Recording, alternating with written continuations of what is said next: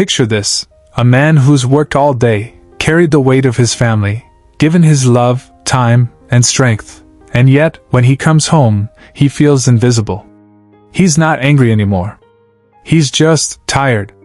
Why does a man who once promised forever now dream of leaving everything behind? When a man feels this deep exhaustion, it's easy to blame the surface. She doesn't appreciate me. But what if there's more?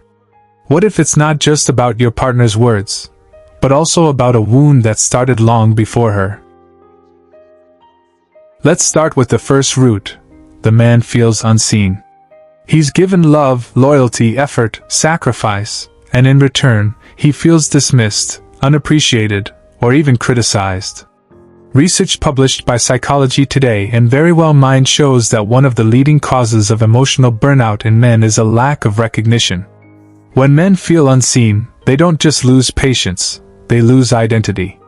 The message they hear is, "Nothing I do is ever enough." But here's where it gets deeper. Many men who feel unseen in marriage actually first felt unseen as sons. Studies in developmental psychology have shown that unresolved childhood patterns, especially between mother and son, strongly influence how men handle emotional closeness later in life. If a boy grows up with a mother who's emotionally unavailable, demanding, or never satisfied, he often learns, "No matter what I do, it's never enough." Years later, when his wife says something that echoes that tone, the old wound bleeds again. Now imagine what happens when those two worlds collide, the present relationship and the past wound. The wife says one frustrated sentence, but the man doesn't just hear her voice, he hears the echo of a mother who once made him feel small. That's when emotions explode out of proportion. The adult pain is real, but it's amplified by the child's unfinished grief. Here's a simple but powerful exercise that can help you start healing before you even enter therapy. Draw a line down the middle of a page. On the right, write down the phrases your partner says that hurt you most. On the left, ask yourself honestly, have I ever heard these same words from my mother, or someone from my past? Next, imagine a close friend said those same words.